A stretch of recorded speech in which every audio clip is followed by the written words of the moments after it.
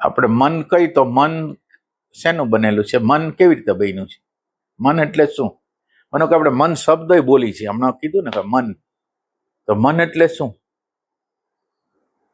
બહારથી જે આવ્યું છે બધું, એમાંથી આપણે જે ગમે એ બધું અંદર સ્ટોર કરી નાખીએ. ગમે ને ન ગમે બે સ્ટોર થાય ને? હા, બે સ્ટોર થાય એટલે પછી એમાંથી મન બનતું હશે. ના, એટલે આપણે પૂછીએ છીએ કે મન, આજ તો જાણી છે કે મન એટલે શું, તમારે બેને જવાબ આપવાનો. ના, એટલે આપણે જનરલ શબ્દ વાપરી નાખીએ પણ મન એટલે આપણને ખબર નથી હોતી કે શું છે મન. કોને કહો છો તમે? એટલે જાણેલું હોય આપણું, બહારથી જે આવેલું છે આપણી અંદર, કે કોઈ વસ્તુ આપણે સમજો ખાધી તો આપણે ખબર પડી કે આ વસ્તુ છે, આપણે આ ભાવી ન ભાવી, એટલે એ આપણે અંદરમાં સ્ટોર થઈ ગયું પછી એટલે એ જ મન છે. તમે આ પ્લાસ્ટિકની થેલી જોવો ને, તમે એમ કહો કે આ પ્લાસ્ટિકની થેલી છે, તો એ તમને ખબર પડી કે પ્લાસ્ટિકની થેલી છે, એક્ઝેક્ટ ખબર પડી. એ મનને ખબર પાડવી છે. મન શું છે? પણ જે હોય ના, એટલે જે સ્વરૂપ એનું હોય, આપણે તો એને એક્ઝેક્ટ જાણવું છે. બહારથી જે આવ્યું એમાંથી પેલા બુદ્ધિ બને. બુદ્ધિ, હા, બુદ્ધિ બને. બુદ્ધિમાંથી પછી મન બનતું હશે. એટલે એક્ઝેક્ટ જાણવું છે. હવે તમે અંદાજ ને વિશ્વાસ વગર કહેશો તો કઈ થાય? જાણવું અઘરું છે. ખબર પડે કે આ મન બધું કરે છે. ના, એટલે મનનું મેટર ના, એટલે આ જ્ઞાન તો એવું છે કે તમે બધી વસ્તુને જાણતા હો. તમે માનો કે મોટર તમે હાંકો છો ને, મોટરના ક્લચ કોને કહેવાય, બ્રેક કે કોને કહેવાય ખબર ન હોય તો શું કરો તમે? ગાડી તો ભટકાઈ જ જાય ને. તો અત્યારે આપણું એવું છે, મન શું છે એ ખબર નથી. એટલે હવે મનને અડશું કેવી રીતે? એટલે આપણે એને એક્ઝેક્ટ જાણવું જોઈએ. ડ્રાઇવિંગ કરવું છે આપણે આ બોડીનું, તો બોડીનું ડ્રાઇવિંગ કર્યું તો બોડીના બધા પાર્ટોને જાણવા તો પડે છે. તો પછી એને કેવી રીતે બ્રેક મારવી, કેમ કરવું, ખ્યાલ આવે. બહારથી ઇમ્પ્રેશન આવે છે, બહારથી ઇમ્પ્રેશન આવે છે ને આપણા બ્રેઇન સેલ એને લઈ જાય છે અંદર. હવે બ્રેઇન સેલ અંદર લઈ જાય છે, એ રેકોર્ડિંગ થાય છે, અને આ રેકોર્ડિંગ થાય છે એમાંથી જ મન પેદા થાય છે. આ રેકોર્ડિંગ જેટલું રેકોર્ડિંગ થાય છે, તો આ રેકોર્ડિંગ થાય છે, જેનું રેકોર્ડિંગ થાય છે એ તો જડ છે. તો આપણને હેરાન કેવી રીતે કરે છે? એ તો જડ છે. બહારથી ઇમ્પ્રેશન આવી છે, ઇમ્પ્રેશન સ્ટોર થઈ ગઈ છે, એ સ્ટોરમાંથી તરંગો ઉઠે છે, તો એ જડ છે. તો એ આપણને હેરાન કેવી રીતે કરી શકે? એ વાત જ્યારે ફરીથી આવે ત્યારે જે સ્ટોર થયેલું છે એ બધું કાર થઈને એની કેસેટ ચાલુ થઈ જાય. પણ ના, કેસેટ કેવી રીતે ચાલુ થાય? આ તો જડ છે, એને ઉર્જા મળે કેવી રીતે? એમ એને જે કઈ શબ્દો કે જે કઈ પરિસ્થિતિ થઈ છે એને સ્ટોર કરી છે અંદર. હા, બરાબર. એટલે એ જ્યારે આવે ત્યારે એ પાછું એને રિમાઇન્ડ કરે. ના, એ સ્ટોર થયું છે, એ તો બ્રેઇન સેલ છે, એ માઇન્ડ આગળ લઈ જાય છે. બ્રેઇન સેલ છે એ માઇન્ડ આગળ લઈ જાય છે, અને માઇન્ડ પોતે જડ છે, માઇન્ડ પોતે ચેતન નથી. તો પછી આ બધું ખેલ કેવી રીતે થાય છે એમ પૂછવાનું. એટલે તમે એમ સમજો કે એક તબલું છે ને એક તબલું ને વગાડનાર છે. આ જે ઇમ્પ્રેશન આવે છે એને તબલું સમજો ને મન એને વગાડે છે. તો તબલું અને વગાડનાર બે અલગ છે. આપણે શું કહેવાય, ગિટાર વગાડતા હોય તો ગિટાર અને ગિટારને વગાડનાર, એના સૂરને છેડનાર અલગ હોય. તો આ જે ઇમ્પ્રેશન અંદર આવી, બ્રેઇન સેલ મન આગળ લઈ જાય છે, અને મન પોતે જડ છે, મન પોતે ચેતન નથી. તો હવે આ જગ્યાએ મનને ગોતવાનું છે. એટલે ઓલા જે ઇમ્પ્રેશન અંદર આવી તો છે, પછી હવેની વસ્તુ ખ્યાલ નથી આવતી. એ જળ વસ્તુ છે, એને મેળે કેમ ક્રિયાન્વિત થઈ જાય છે?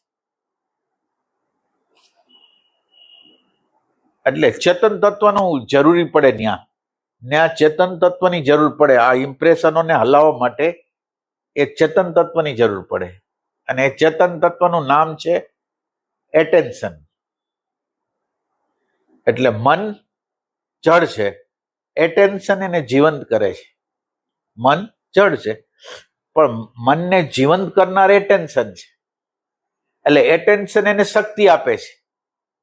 અને એટેન્શન શક્તિ એટલા માટે આપે છે કે એટેન્શન છે એના પોતાના મૂળ સ્ત્રોતથી જુદું પડી ગયું છે. એટેન્શન છે એ અવેરનેસ માંથી આવે છે, અવેરનેસ છે એ કોન્શિયસનેસ માંથી આવે છે. એટલે એટેન્શન છે એ પોતાના મૂળ સ્ત્રોતને ભૂલી ગયું છે. એટલે હવે એટેન્શન મનને બળ આપે છે. એટલે મનને બળ આપે છે એટલે એટેન્શન છે એ આમ જવાને બદલે આમ જાય છે બધા ઓબ્જેક્ટ ઉપર, ચાહે પછી મન હોય, વિચાર હોય કે બહારના ઓબ્જેક્ટ હોય, તો એના તરફ એ ગતિ કરે છે. એટલે મન છે એ બે વસ્તુનું બનેલું છે, ચેતન અને જડ બેનું મિશ્રણ છે. ચેતન અને જડનું એની મેળે ના હાલી શકે. એ આ ચિત્ત, આ એટેન્શનની જે ઉર્જા છે, ચિત્તની જે ઉર્જા છે, એ ચિત્તની ઉર્જા એની યારે આઈડેન્ટિફાઈ થઈ જાય છે અને એ મન પોતાની રીતે પછી હાલે છે એમ આપણે કહીશું. આમાં જો સમજાણું ન હોય તો. એટલે આની અંદર આપણે એક અનુભવનાર બને છે. આની અંદર એ અનુભવ કરનાર અડધો જડ છે અને થોડોક ચેતન છે. એ બેનું મિશ્રણ થઈને મન બને.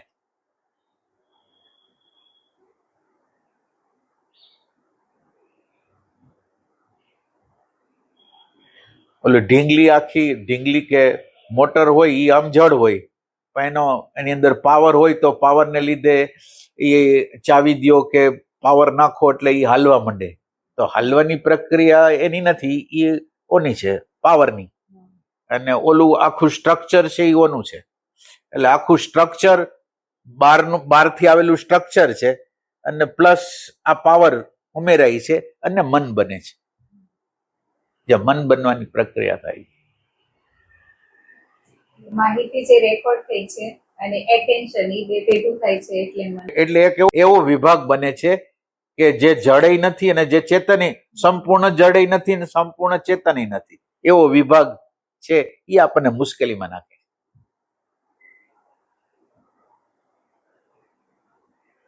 એટલે આપણને કઈક સુખ થાય છે, દુઃખ થાય છે, ગમે છે, નથી ગમતું, એ આ બધી વસ્તુ જે છે ને એ ચેતનનો વિભાગ છે.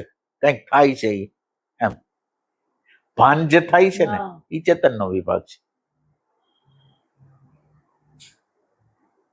એટેન્શન ભૂલી ગયું છે આમાંથી આવ્યું. હા, મન એમાં બની ગયું. એટલે એટેન્શન આમ જાય છે, એટેન્શન ને આમ આવવું જોઈએ, બેક આવવું જોઈએ. એને બદલે એટેન્શન આમ જાય છે એટલે પતિને ચોટી જાય, પત્નીને ચોટી જાય, છોકરાઓને ચોટી જાય, ગુરુને ચોટી જાય, દેશને ચોટી જાય, સંસ્કૃતિને ચોટી જાય, કોઈને ચોટી જાય. પછી એટેન્શન. હવે આ એટેન્શનને ત્યાંથી ફ્રી કરવાનું છે અને બેક લઈ જવાનું. આ સાધના. આ જે બુદ્ધિ, જેને આપણે અત્યારે જે બુદ્ધિ કહી છીએ, એ બુદ્ધિનું મટીરિયલ છે એ શેમાંથી બનેલું છે? એટલે આપણને ખ્યાલ આવે કે બુદ્ધિનો ઉપયોગ ક્યાં કરવો. તો એ કે એ બુદ્ધિ બનેલી છે ઇમ્પ્રેશન ફૂડમાંથી. શબ્દ, સ્પર્શ, રૂપ, રસ, ગંધ, એ જે મેટર આપણી અંદર આવે છે એમાંથી બુદ્ધિ બને. એમાંથી જે વ્યક્તિત્વ બને, માહિતીઓ ભેગી થાય, અહંકાર ભેગો થાય. જેમ જેમ માહિતી ભેગી થતી જાય, અહંકાર ભેગો થતો જાય. એટલે આ બધી બુદ્ધિ જે બનેલી છે એ બનેલી છે આની ઇમ્પ્રેશનની, શબ્દની, સ્પર્શની, જે આ તન્માત્રાઓ હોય છે, વાઇબ્રેશન હોય છે, એની આ બનેલી છે બુદ્ધિ. હવે આ બનેલી બુદ્ધિ છે એ વ્યવહારના જગતમાં કામ આપી શકે. બહારથી આવેલી છે, શબ્દમાંથી આવેલી છે, સ્પર્શમાંથી આવેલી છે, રૂપમાંથી આવેલી છે, રસમાંથી આવેલી છે, ગંધમાંથી આવેલી છે. એટલે બહારના જગતમાં બધી વસ્તુમાં ઉપયોગમાં આવે. પણ અંતર જગતમાં જવું હોય, હવે માનો કે આ બુદ્ધિનું નિર્માણ, આ બુદ્ધિ છે એનું નિર્માણ કોના ઉપર થયું? આ બુદ્ધિ છે એ નિર્મિત કોના ઉપર થઈ? કોણ હતું કે જેની ઉપર આ બુદ્ધિ છે એ નિર્માણ થઈ? શબ્દ કોની સામે ગયો? સ્પર્શ કોની સામે ગયો? રસ કોની સામે ગયો? ગંધ કોની સામે જાય છે? આ ગતિ જે પ્રકૃતિની જે ગતિ છે, શબ્દની, સ્પર્શની, રૂપની, રસની, ગંધની જે જાય છે, કોની સામે જાય છે? કોણ છે એવું કે એની સામે આ ઇમ્પ્રેશન જાય છે? એટલે જેની સામે જાય છે એનું અસ્તિત્વ બુદ્ધિ પહેલા છે. જેની સામે જાય છે એનું અસ્તિત્વ છે એ બુદ્ધિ પહેલા છે. અને હવે જે છે એ ઢંકાઈ જાય છે. જે છે એ બહારનું જે ઇન્ફોર્મેશન, જે ડેટા આપણી અંદર જે આવે છે એના દ્વારા આ જે હોવાપણું આપણું છે, દ્રષ્ટાપણું છે, પ્રેમપણું છે, શાંતિપણું છે, એ બધું દબાઈ જાય છે. અને એ દબાઈને બની જાય છે વ્યક્તિત્વ. અસ્તિત્વ છે એ દબાઈ જાય છે અને બની જાય છે વ્યક્તિત્વ. વ્યક્તિત્વ એટલે એક અણુ પરમાણુ છે, જુદા જુદા પ્રકારના અહંકારના, બુદ્ધિના, મનના, આ બધા અણુ પરમાણુ છે. એ અણુ પરમાણુ આપણે પોતે બની જાય છે. તો હવે આ અણુ પરમાણુ આપણે પોતે બની જાય છે અને આપણું હોવાપણું છે એ ઢંકાઈ જાય છે. એટલે હવે આપણે જોયું કે બુદ્ધિ છે બહારના વ્યવહારમાં વ્યવસ્થિત છે, એ ટેન્શન આપે તો આ દુનિયામાં અત્યાર સુધીના જેટલા સંશોધનો થયા છે એ બધા બુદ્ધિ દ્વારા થયા છે. તો આ જે બુદ્ધિ છે એ બહારના જગતમાં ઉપયોગી છે, પણ અંતરના જગતમાં મારે જવું છે, અંદરના જગતમાં પ્રવેશ કરવો છે. તો એ કે અંતરના જગતમાં છે બુદ્ધિ છે એ જોડા જેવી છે. એટલા માટે કે બુદ્ધિ નિષ્ક્રિય ન થાય તો નિષ્ક્રિયતાની હેઠે પડેલું જે પ્રજ્ઞાનું તત્વ છે એ પ્રજ્ઞાના તત્વને આપણે જાણી ન શકીએ. એટલે બુદ્ધિની નિષ્ક્રિયતામાં પ્રજ્ઞાની શરૂઆત છે. એટલે બુદ્ધિ જેવી નિષ્ક્રિય થાય એવું જે પ્રજ્ઞાનું તત્વ, સાક્ષીનું તત્વ ડાયરેક્ટ રીતે એને જોઈ શકે.